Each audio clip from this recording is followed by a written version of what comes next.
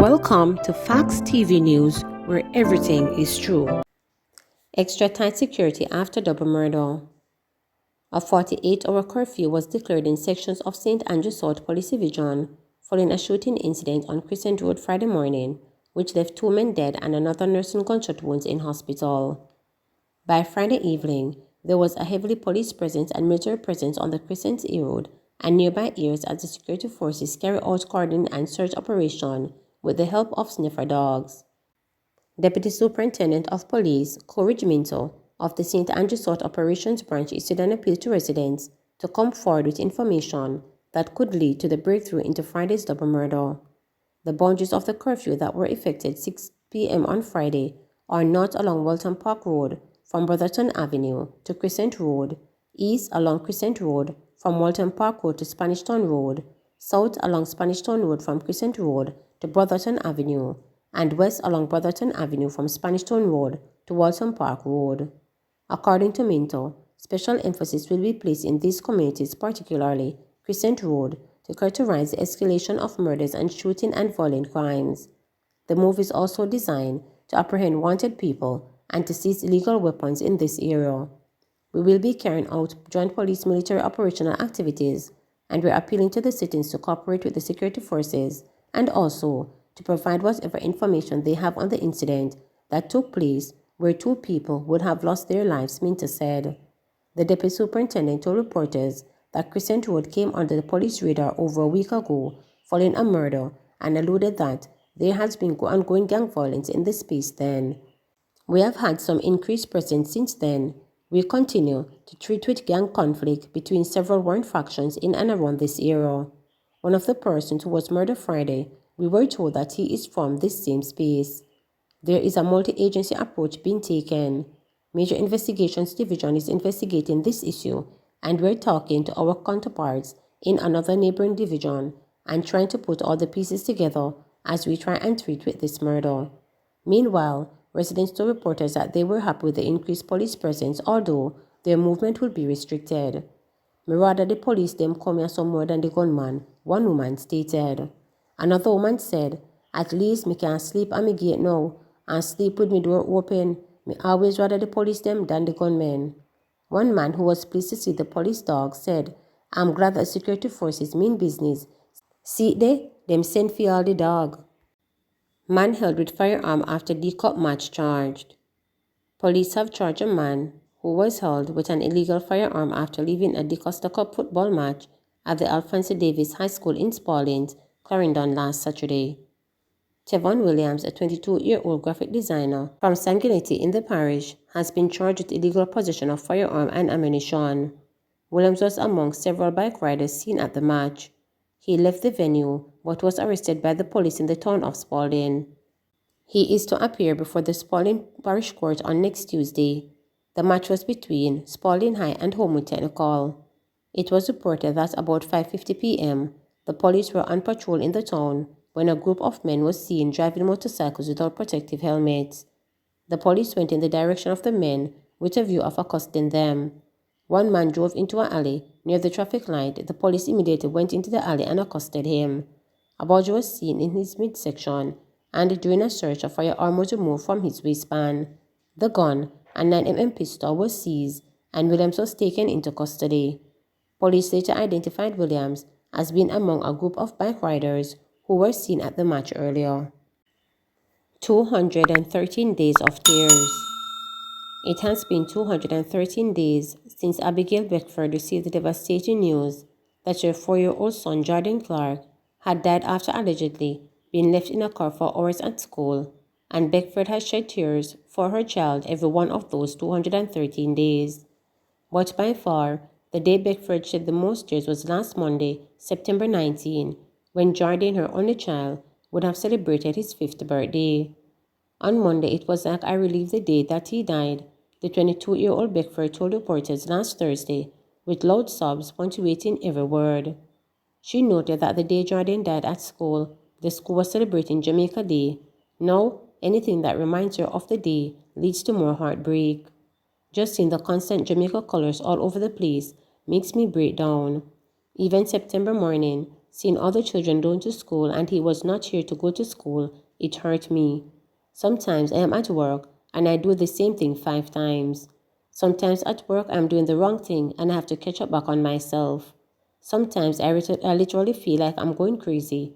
Sometimes I feel like I should just end it, declared Beckford, her voice cracking as the tear streaks down her face. Initial reports were that on February 24, a teacher at Destot Bennett Basic School in East Kingston took Jordan and 3 other students to school. According to the reports, while the other students exited the vehicle, Jordan did not.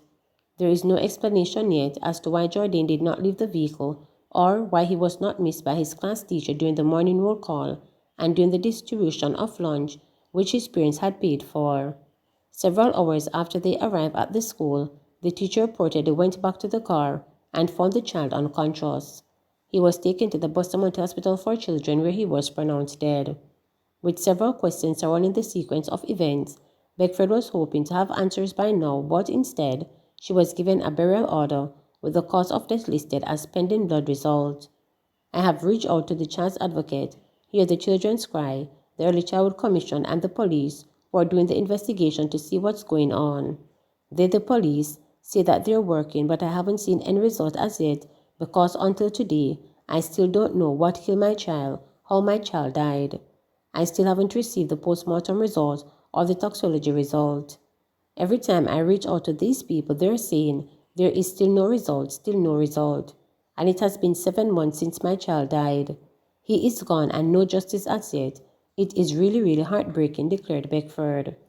Abigail's mother, Paula Donner, is also struggling with hypertension as she deals with the death of her grandson. Her grief is compounded by the fact that she normally took Jordan to school each morning before the teacher offered to take him in her car. Donna struggled to get out the words on Thursday as she lamented the failure of the authorities to provide the family with information. They have done nothing for us. They just have my grandson dead and leave it like that. Missing him to school, and Donna declared becoming inaudible as she cried loudly. But King's Counsel Peter Champagny, who is watching the case on behalf of the family, free of cost, told the reporters that he has been in constant contact with the police, who have been given updates which he has shared with the family. I understand the anxiety of the family, however, based on the information that I received in writing and recent discussion with the senior investigator, I gather that the matter is a very delicate stage and there is a situation where they are awaiting a forensic report which would speak to some issues that they need resolved. I spoke to the officer and that was what was presented to me, and I know that when it comes to getting information in terms of certificates for the forensics lab, it is sometimes a challenge because it is just one lab and they have overload in terms of cases, said Peter. But having said that, I am very optimistic and the police so far have been very cooperative in my inquiries on behalf of my client, added Peter. It was a similar story from the Jamaica Constabulary Force JCF, which, in a written response to questions from reporters, said that the probe is being overseen at the level of the East Kingston Divisional Commander, Superintendent Tommy Lee Chambers, who has gone above and beyond to support the probe. This is a case that is very emotionally charged. These investigations take a toll on the policemen and women who go out every day seeking to bring justice and closure for families. This particular investigation is ongoing. We are awaiting reports from the forensics laboratory that are crucial to the probe moving forward. As such, there isn't much that we can share publicly, said the JCF. When a mother loses her only child, the pain is unbearable.